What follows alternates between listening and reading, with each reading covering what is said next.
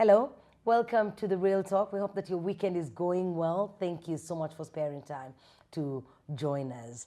We are coming to you from Mythos Boutique Hotel in Kiovo. We'll be having a conversation about education, teaching, parenting, the curriculum, and so much more. You're meeting our guest in just a bit.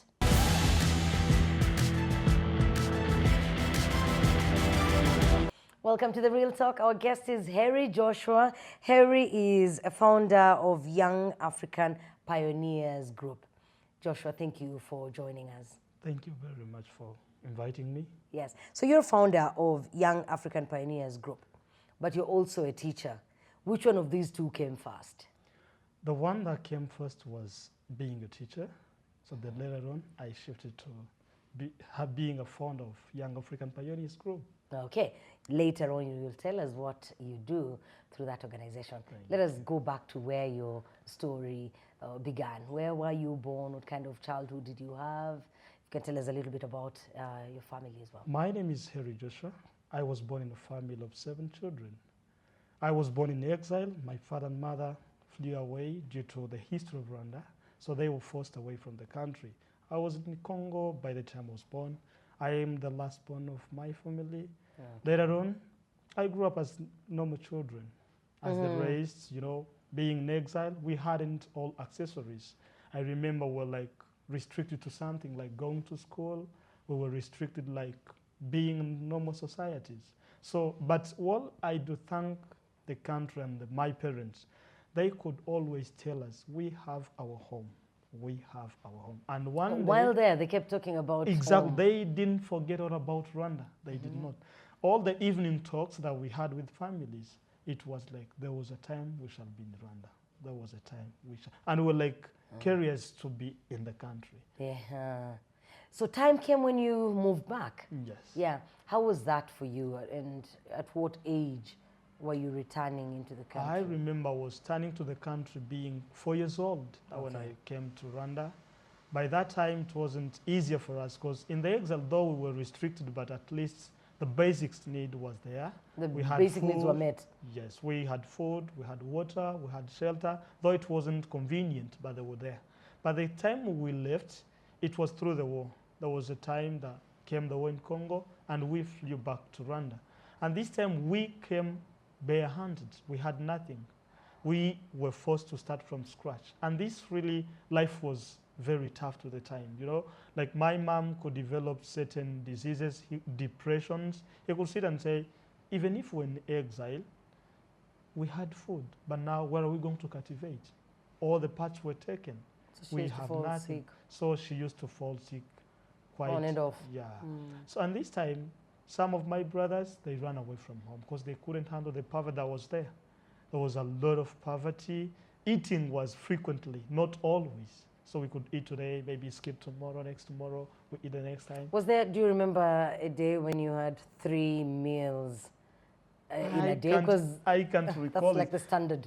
Because I remember having the 3 meals. I was in secondary school. Oh my goodness. So during my whole primary school, imagining having like breakfast, lunch, and dinner, it wasn't a dream for us. So it didn't happen. It didn't happen during my childhood. All we were waiting for the dinner at the evening. You woke up. So you'd eat 1 meal in a day. You have a dinner. What was that mainly? What would it could be potatoes. When God had blessed us, we could have this kind of rice, which was like not always having it. It was quite difficult to get it because by the time it was expensive. So we could be having potatoes, beans. We could have this maize flukaunga. And in the morning you wake up and go to school without taking anything? Freely. You walk to school? Exactly. Around like 5. Like I remember the first time I went to school, it was not quite near to my home, but I had to walk like 30 minutes, 40 minutes to school. Oh, boy. So it wasn't easier, but all we thank God here we are today. You are here today. What would you say kept you together as a family? What kept you hopeful? What kept you going? All these things came by the faith that my mom and my dad had. Because all their prayers, we could see them praying during our childhood, and we were forced. At sometimes, they go to an extra miles of beating us to go to church. So they were telling us there is an Almighty Father that is always there watching you. Go pray, work hard. Maybe one day you're going to be blessed. You shouldn't get stuck in this kind of depression, poverty. Pray. But also my dad could tell me, go and study hard. This was the motive. Because I studied on a scholarship, by the way. So I was forced to study. My dad could tell me when I'm home evening, take these goats to the field, take the care of them at some time, bring them back. But when I had nothing to do at home, all was the notebook. You'll be studying. Yes. When was the turning point? What, if you recall a time when now you came from that situation and you got settled in your country, things are beginning to look good. What would you describe as the turning point for your family? The turning point, if I still remember, it was 2007, around there, because that's where we had our own property, the home.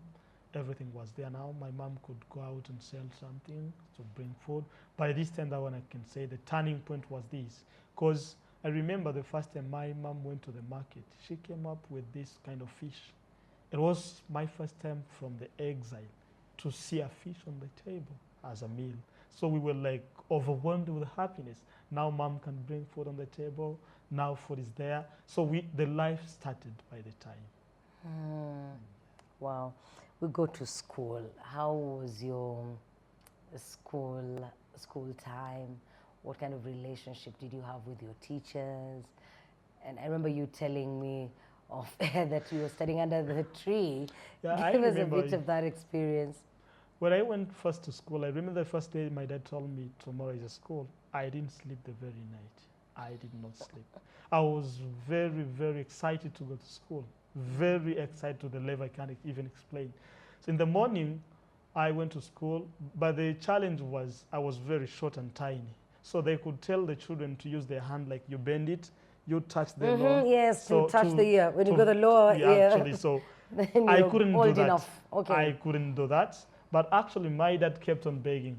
He is old enough to go to school. So at the end of the day, they made me enter the school. You know, that's very interesting because I also started my schooling in the village and we did the same thing. You'd go there and they tell you to put your hand across. Then if it goes below the ear, you're old enough to attend the school. Interesting. But that's the first time I started school. But actually I was very excited because, you know, when we came back from the exile, we hadn't this kind of fun as children. So it was my time to explore different people, mindset, meeting new friends. I was really excited.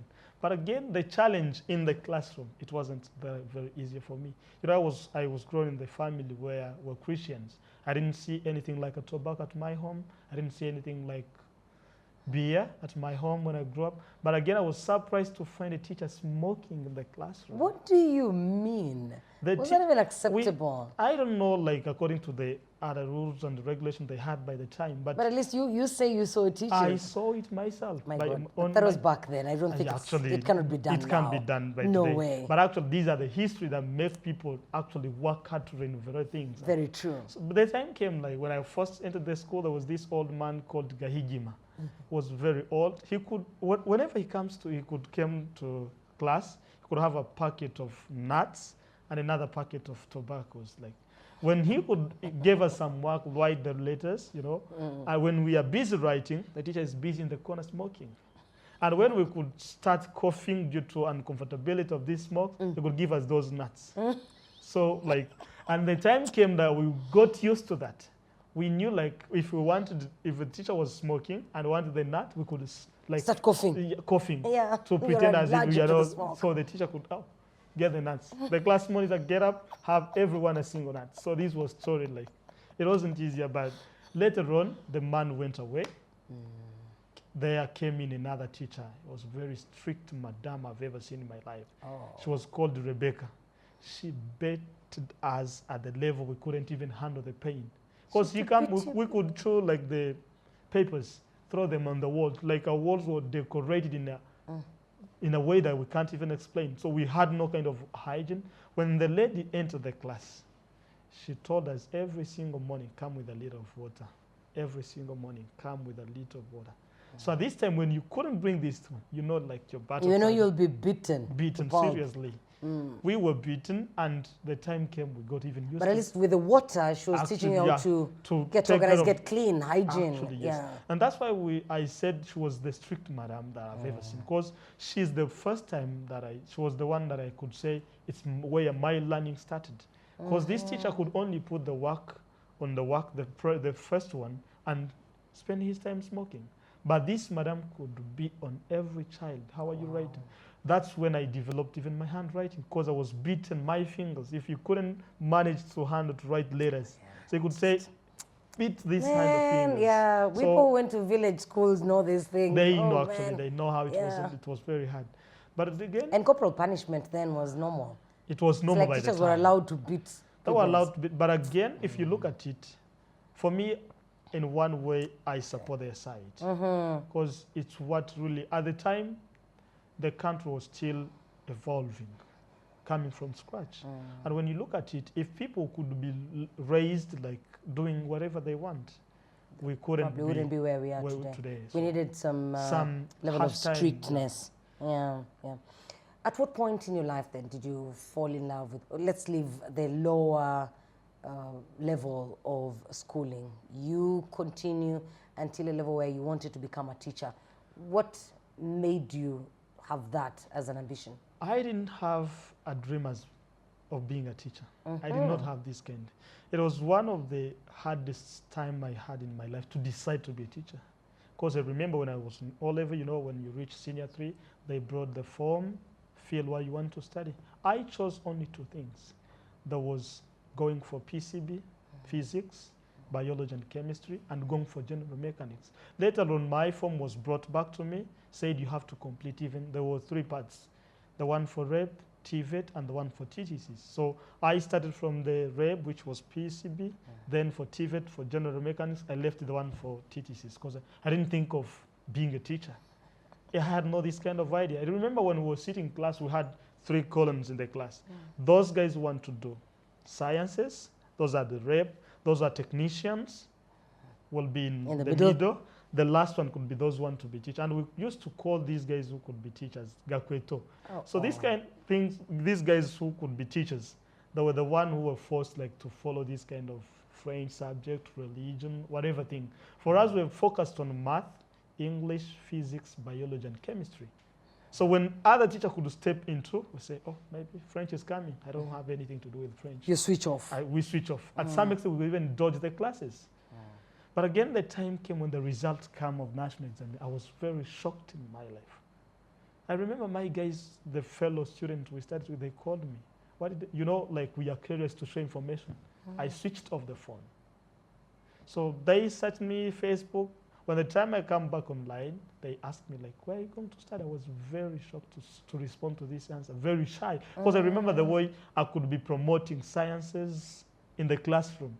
Yeah, and now yet you're being given a different direction. Different direction. So I remember I spent 1 month at home without going to school. After being admitted? After being admitted, because I hadn't had this feeling of being a teacher. So they asked me, Guy, where are you going? I said, I'm going for TTC. Really? Are you the one going for TTC? who's going for TTC? I said, yeah, actually, I'm the one. So, God bless you, maybe you're going to make it. So for me to decide to go for TTC, I went back to see my teacher in primary. I talked to them. Why should I do TTC? The teacher told me, you have to. I don't have a reason to do TTC. I don't feel I have this kind of feeling of being teacher. The man told me, then what else are you going to do? I spent almost 2 weeks studying what is the educational structure of Rwanda. What do people do after TTCs? Because I had this habit of doing deep research about things, reading books. I can still remember when I was done with my senior 3 classes, I was almost over 900 books I've read. So I sat down and started analyzing what is education from 1994, coming back, what these people leading education. Unfortunately, what surprised me, most of the people that were the ministers of education had no idea about the education. They didn't go for education. So I was shocked if someone could do TTC and now is only teaching. At least I could feel if I could be like a minister of education, At least that one I could feel I'm going for that TTC. Then I'll pursue my further studies. After I'll go in the ministry but then I'll find like the engineers in biochemistry, engineers in architecture, they're the one leading education. So I told the teacher, there is no need. Imagine I'm doing my... So did you feel like there was a lack of structure? There was actually lack of structure. Now I didn't decide to go for that. But again, the teacher told me, let me give you one mission. Go do the TTC. You might be the one changing things. I said, how can I? You know, like we were raised in belief that before you stand, there might be somebody behind you who is like standing by you. So I said, my family has nothing to do with this.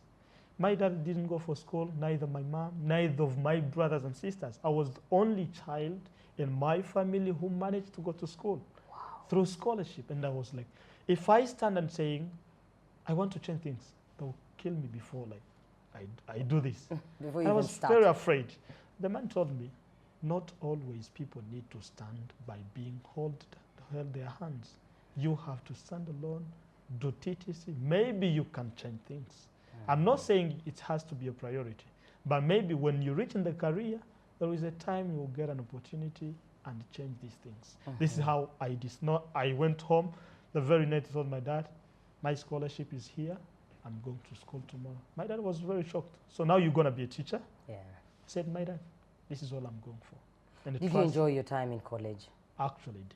You did, huh? I did. But the most challenging part I had, I couldn't comply with my teachers at some time. Because I reached in TTC, where I was in A level, we had these courses of philosophy, psychology, and sociology. When I entered in senior 5, the course was cut off. And I was like, why did you remove this course?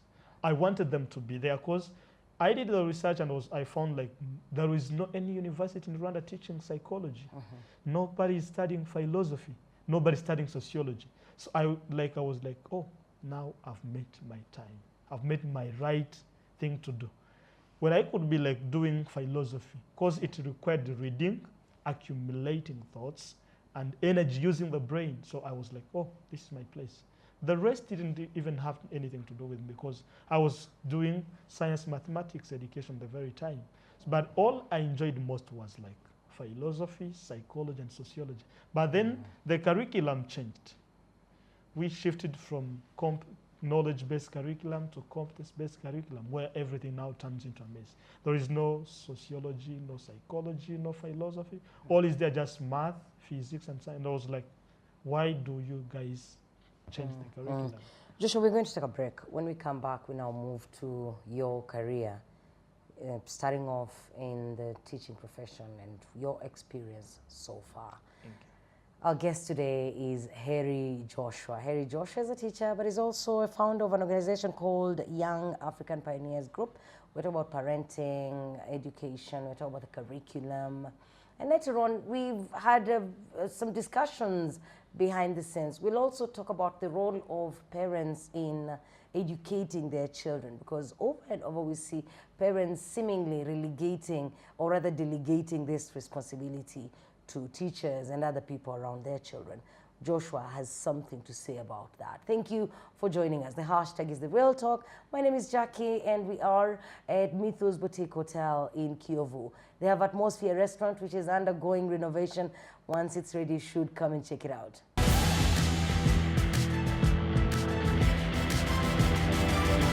Welcome back to The Real Talk. We are on Rwanda Television YouTube channel. Please get that link and share it with friends and families so they can catch the conversation.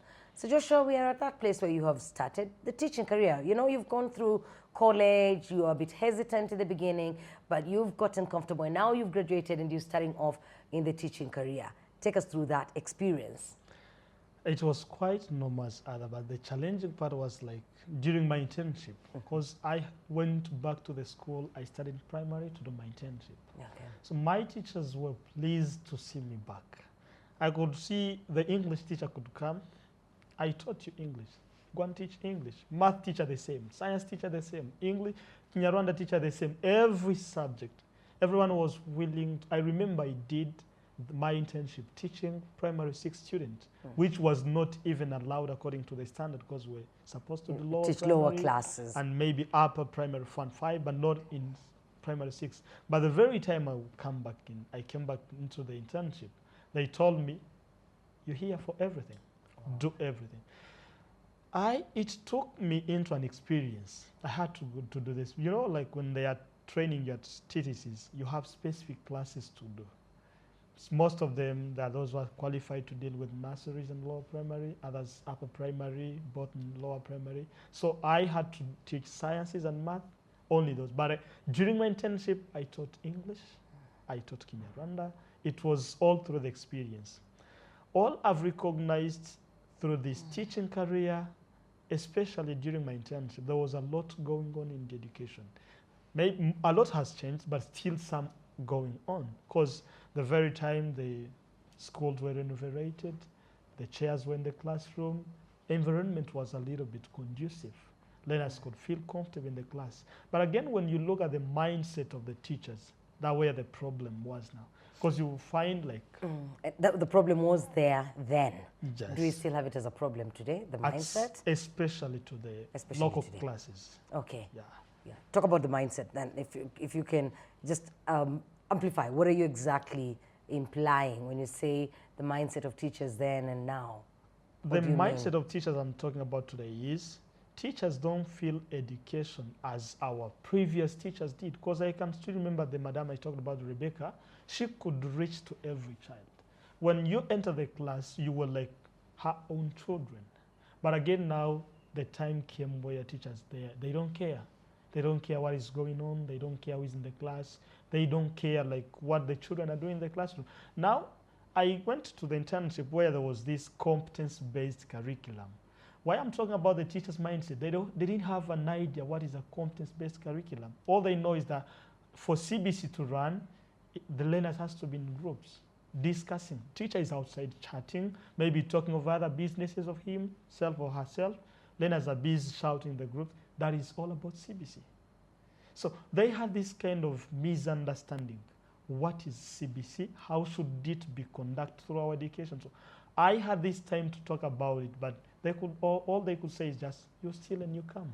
We've been in this career for 10, 20, 30 years, and you want to change things at this time? You better slow down. Do your internship, because if you mess up with us, we shall give you 0 in the internship. So I had to cool down, not to tell them like what to do, just for the sake of my marks. But actually, it was. So how different was your internship from the actual teaching when you got now employed and you're earning from it? How was that experience compared to your internship experience? I remember the first time I entered the class as a full teacher. I talked to one of my fellow brothers that I found in school. He was called Jean-Paul. I told him, there's something I've figured out. These people who brings the curriculum that we are following, they don't have an idea of what is in the field. All they do just strategically planning of something they're not aware of. So all I've seen is, this is the way we should teach. We didn't go far beyond the curriculum, but we restructured the curriculum according to the actual time that we had. What are the kind of children we have? What do they need most? Can you imagine that they could tell you, teach the numbers less than 100 from low primary 1, primary 2. A child is still running through 100, reading and writing numbers. Addition is just 50 plus 10.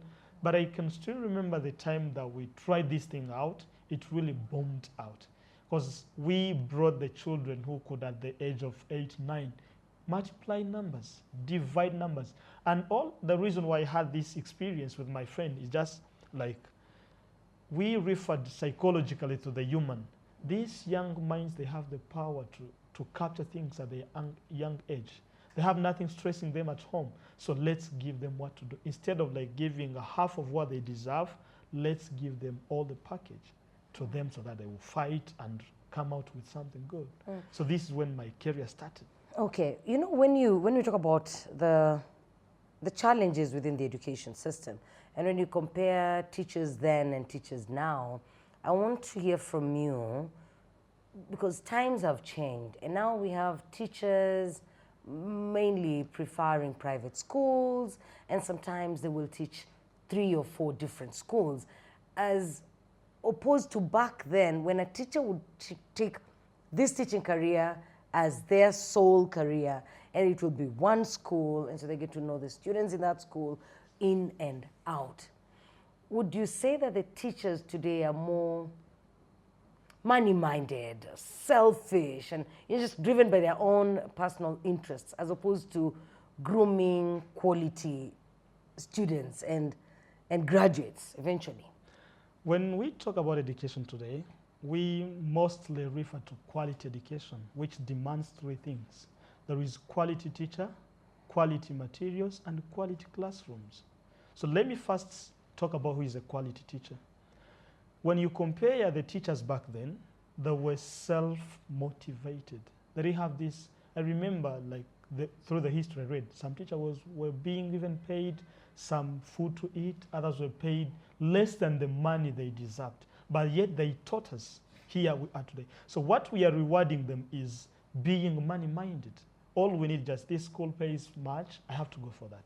And when you look for these teachers who are money-minded, they really have not taken education as their own thing.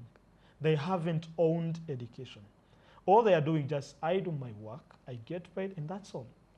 Minding like what is happening else. You know, like when I was in primary school, the teacher could at some extent step out of the class and know what is going on home. Like, why didn't you do the homework? The teacher could come and ask my mom. I remember there is a teacher who beat me 100 sticks for not doing a Kinyarwanda homework.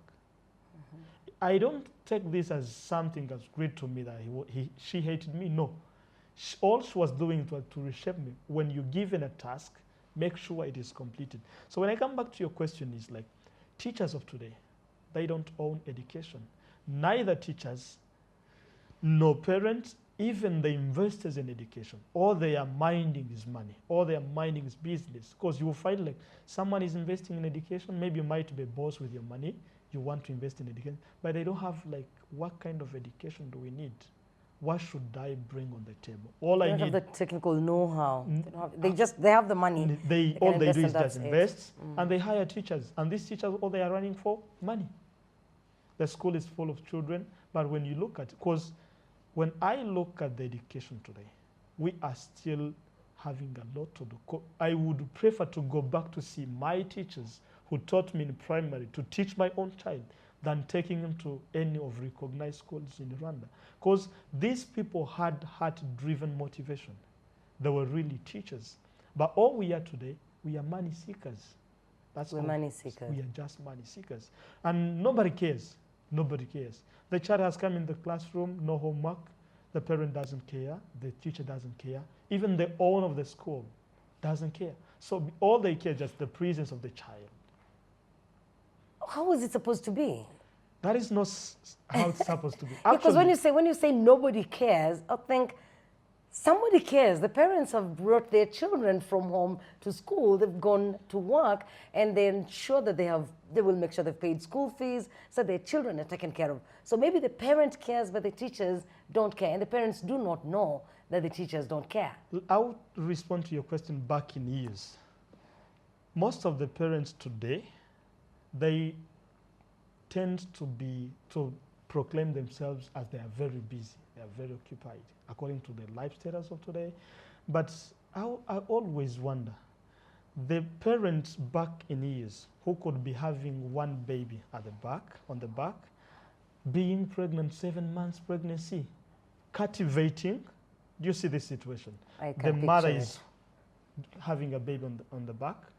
There's a pregnancy, 7 months. There's another one who's lying there, and she's cultivating the feed. But she didn't spend the very night without checking on her own children.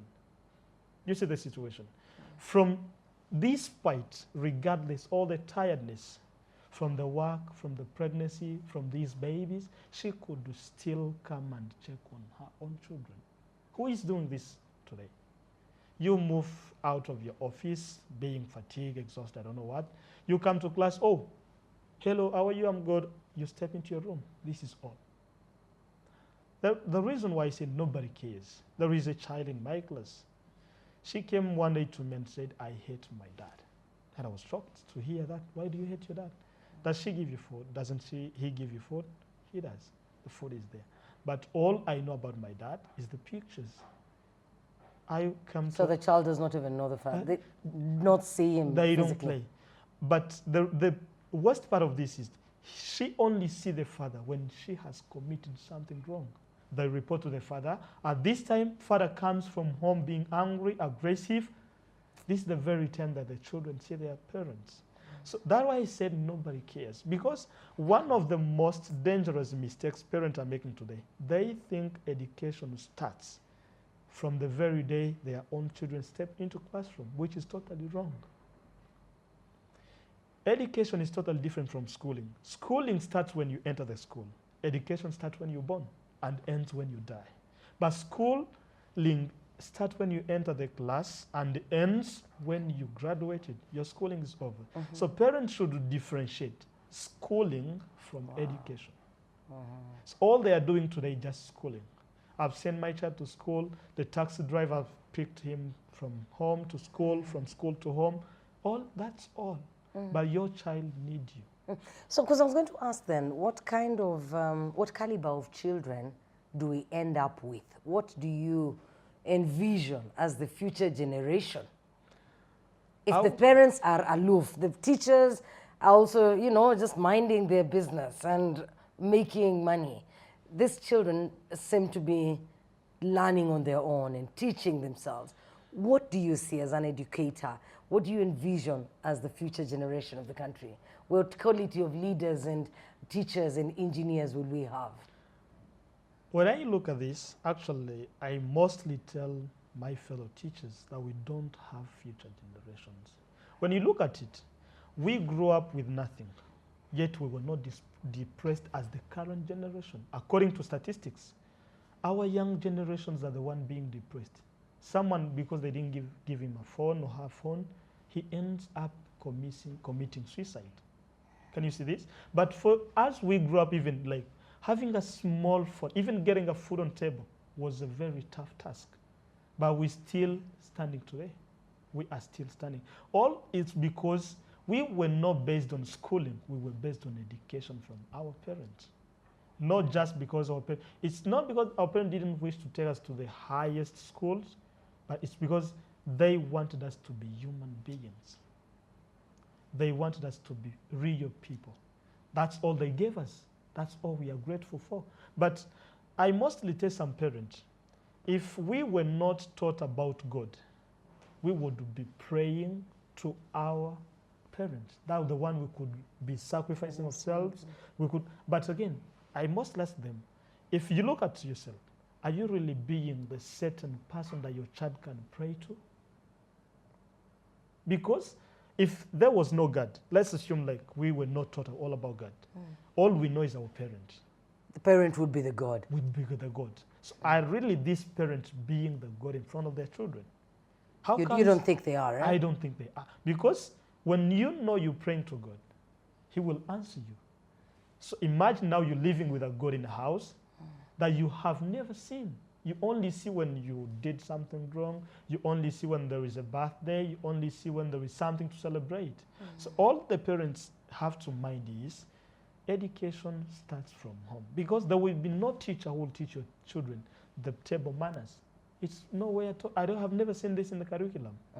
There is no way. No teacher will teach your children how to talk to someone. Or how to say good morning and good night. We learn that There at is home. nothing like this in the curriculum. So that's why I'm saying education starts from home, not from the very time you step in the school. All the parents they are doing today is they are treating their past depression through their children. Because I didn't go to school, like to Green Hills, because I wanted to be like a superstar. I want to go in a very high recognized school. I would take my child there. But still, because I can afford it. Yes, which is good. But still, despite your child is being Green Hills anywhere, it doesn't mean he's doing the best education. It doesn't. All that means he's doing, it's you and your child. When you look at it, in America, I've been reading some statistics that some parents are proclaiming to teach their own children from schools. They grab them from schools, they teach them They're at home. homeschooling, eh? Yeah, actually. So this is all we are tending to have.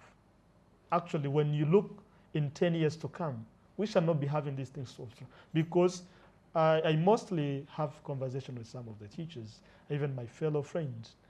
We had this kind of word that it looks like our education system got expired, and nobody has recognized this. No one. Because when you look back in years, when I could be done with my senior 3 classes, I could be a leader. I could be someone capable of doing something great. But again, look at the graduates from masters, from bachelors. You find someone with the papers, very academically strong, but when you place them there, they don't function. So those are the problems. What do you see as the solutions? All I see as the solution, the first one is the parent. What does the parent need to do? The parents need to schedule for their children. Okay. They have to plan. Because I remember the parent needs to be the parent. Needs to be the parent, actually. Okay. The second one is an invest in education. Not just a teacher, but an invest in education. Why are you investing in education? This is what I could normally be asking these guys investing in education. Why are you investing in education? Have you ever seen something wrong that you want to correct?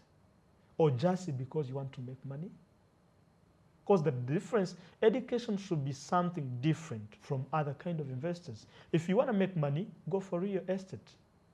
Go for something else. But education, it's something profound that people should not just be stepping into like that. So the first one is the parent. The second, the owner of the school, the investor. The third, there comes a teacher now.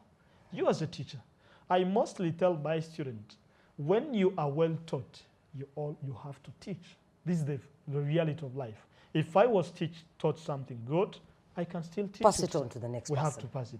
But when you look at it, teachers were well taught. Some were maybe not well taught. But again, despite all those circumstances of your past, what are you bringing on the table? Not just coming in school because you've graduated from masters in mathematics, you've graduated in science. It doesn't make you a teacher. You are a graduate, you're not a teacher. I remember when I was doing this kind of foundation of education, it was a very course that I liked most. People study, that's something, most of them, they left it at school. Because I've graduated, I have nothing to still do with my primary, secondary notebooks. Go to the next level. But that's the basics. Because when you still remember that they told you a teacher is a parent, you could be being a parent in your classroom. All we are doing today, just making our day ends, and we, at the end of the month, we claim for money just that we didn't be productive of. So these people, that if they work collaboratively, the parents who really knows what the child wants. Because it's not because you didn't do Green Hills, you want your child to do Green Hills. Because today, we are living in the world that doesn't need one aspect. When you look at it, 21st century skills are there. It has nothing to do with being an expert in physics. A lot of them are being gotten out of class. Actually, yes. When you look at the current general, all we are doing today, it's totally different from all we did at high school. And we mostly consider this time in school as a waste of time. Because when we came out, we are doing something different on the field. I did education. I am now owning a company. I'm now being in business. I'm now doing this. So we should look at this education as something that develops a person as a whole. Not just because we need papers, not just because the country wants to see people graduating. When you look it's not just about the numbers. I recently saw someone posting something on his status. They are soon having graduation in Kigali. But she posted something like, all is in my mind, it's a graduation outfit. The person is moving from university, all she or he is thinking is all about the how will I look like on my graduation. And the kind of photos that we will take on that day. Yes. So we are starting for photos. Because you could be coming on the table telling us, I am having this project. I've been looking on, maybe you studied IT. We want to integrate IT in education. We want to do this, we want to do this, we want to do this. But all they are having on mind, graduation outfit. I want to have this kind of style, this one outfit, fashions. You're trying several things, but you find they are not working out. Instead of trying several projects from the school, you're trying several outfits. You see a problem with that? There is a problem with that, actually. So we should go back to our old education. I'm not meaning the old curriculum. Because when this CBC came into, nobody told the country what is CBC. Nobody did. Nobody that knows like what are the philosophy of CBC, because there are so many other education curriculum to go for. Let me ask, Joshua, we normally have our teachers get tested. You get tested every now and then. Okay. In fact, I remember just recently teachers failed. A lot of them failed miserably. So I wanted to ask if, do you feel like our teachers get sufficiently trained? And not just in teaching, even other sectors, as long as Jackie has come and she has a diploma in mass communication and journalism, she'll get employed, and rarely does the investor really then invest in further training. Do you feel like teachers get enough training? Because you need a refresher course. Because again, the teacher who went to college 7 years ago, today is teaching a child that could easily be more intelligent than them. Actually, yes. This is all that is happening. Yes, it's a big challenge. A child at school could have 2 laptops back at home and the teacher does not own a laptop. That is a challenge that is happening most, especially in these high schools or international schools, if I can say. You'll find a child is asking you something from America, yet you've never been in America. You don't even want to take time and know what's going on. You don't even watch the news you don't about even America. All you read just WhatsApp, chat with your friends, Facebook, that's all. You don't see, the world has been a village through ICT. We have the world with our phones. So, which means... And so the teachers also need to invest in themselves. Actually, yes. Yes. Despite the qualifications, despite the experience, you still need to learn. Because remember I said, education starts when you're born and ends when you die. It's a lifelong process. Not just because I've graduated, I'm done with education. You're done with the schooling, but not education. So all we need to do is, when I look at it in these ways, you'll find the teacher will tell you, I've been teaching for Cambridge School for 12 years, 20 years. I know what I'm doing. And later on you forget, Cambridge is it is being renovated 2 years. It is every 2 years they change the curriculum. They keep changing the curriculum. So you find yourself, you've been gone through 20 different curriculums, let's say. It doesn't mean you experience, because for me what I do consider as experience, it's not how long you've been doing something. It's what did you learn during this kind of period of time? What did you change? It's not because I've been here for 20 years and I'm a qualified teacher. No, you're not. If you haven't learned something new, if you haven't brought something on the table. Yes, then you're as good as dead. Actually, yes. Before we go to 6Qs, what do you do as the Young African Pioneers Group? The Young what African business Pioneers, are you involved in? I got this idea of bringing up this organization due to the African Agenda 2063. Because I've been going through education, watching, like, I had no other ways to change what I could be seeing. Because you find the boss will tell you, do as I say, not as you want. So the boss wants his own project to run like this. But yet, remember, he's not an education expert. All he is, boss. So as you as a technician in the field, maybe this person has been in education 20 years ago. We are in 2024, you've been in education 2004. There is a lot that has changed for 20 years. So, and all you want is, all you have is still the mindset of 20 years ago. There is something else going on, different from what you've been doing.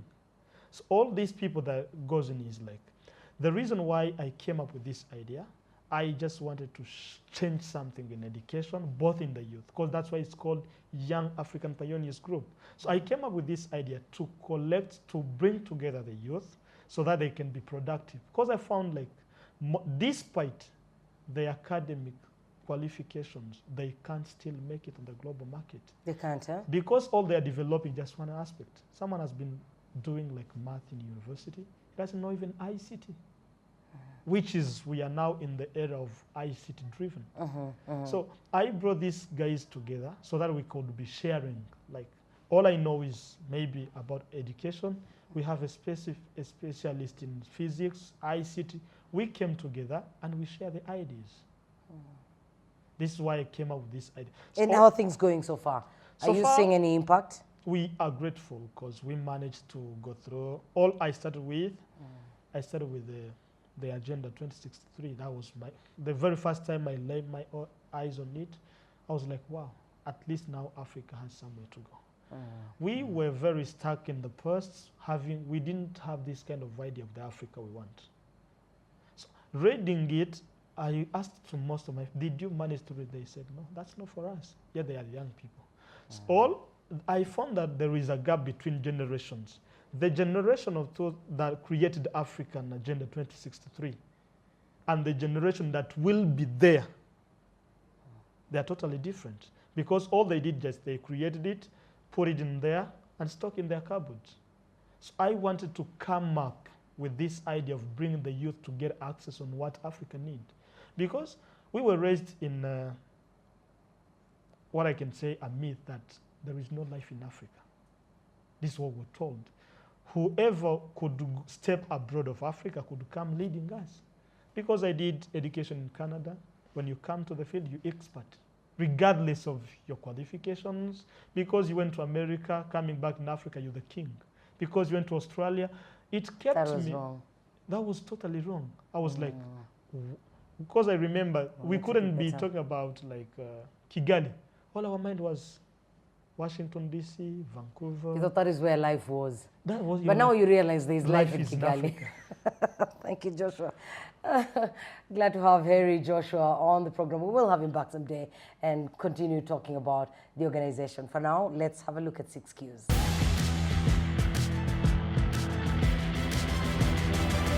Welcome back to The Real Talk. Glad to have you with us, and we love to hear from you. If you have any suggestion, any comment, if there's somebody you'd love us to have on the show, please reach out, let us know, and we will act on that. Let's get Joshua's 6 Qs. We are at Mythos Boutique Hotel in Kiyovu. You should visit them on their website, come to them physically, or follow them on the different social media platforms. Joshua, the first question is, if money was not a problem, what area or within the education sector would you invest in? If you as a person. I would invest in skills development. Skills development. Exactly. That's key. That's the key. Yeah. Because we are having people who are very knowledged, but they lack skills. So that's all I would invest in. Because when you look at education we need today, we don't need those people who read much philosophy. We don't need those people who are good at physics. We need people who can do things by themselves. Hands-on. Question number 2. What is the best life advice that you have been given? The best life advice I've been given, it was by my mom, which I always go. He told me, you gotta make 3 things. You have to pray God, firstly and foremost, God first. If you can't manage to pray God due to certain circumstances, be a real person. Be the real person. If you find that is not, leave the place. Find somewhere else to go. That will not be your place. And you've walked on that advice. Exactly. What is your favorite book? The favorite book I've read is Find My Why. Find My Why. Yeah. I always read it normally because it's the book that tells me that before doing anything, you should have a reason. Not just because somebody has told you, go, you can speak very well, go to the TV. No, that means, you always should have a reason. What are you going to do? Why are you doing this? What do you have to get out of it? And what's your favorite hobby? My favorite hobby is just being alone. Yeah? Being alone, exactly. Being alone? How is that even a hobby? It's a hobby. I enjoy my own time. You enjoy your me time, own when time. I am alone Yes. in my house, I do whatever brings food on my table. Wow. Because I can read. That's where I plan my project. That's where I structure everything. That way I analyze different facts. What is going on in Rwanda, America, USA, Australia, Europe. That when I have the world with me. Because I've come to realize that most of these young people, the reason why they like being like outings in the cruise, they don't have something to deal with themselves. You know, you're saying most of these young people as if you're old. I'm not that very old, but... You're very young yourself. Actually, and lastly, yes. what would you say to 20-year-old Joshua? What I would just tell them is, I've come up with this kind of quote of myself. Each generation has its own mission. Better set up your mission. Thank you, Joshua. Welcome. We do appreciate it. Thank you for making time for us. Huh? Thank you, madam. It was a pleasure for us to have a conversation with Heri Joshua, and we do hope that you have picked something from this conversation, whether it's a teacher, a government official who's involved in the developing of the curriculum, or you're a minder of young school-going kids. We do hope you've picked something. Thank you for being a part of the show. My name is Jackie. It has been a pleasure to bring you this conversation. We will see you next week. God bless you.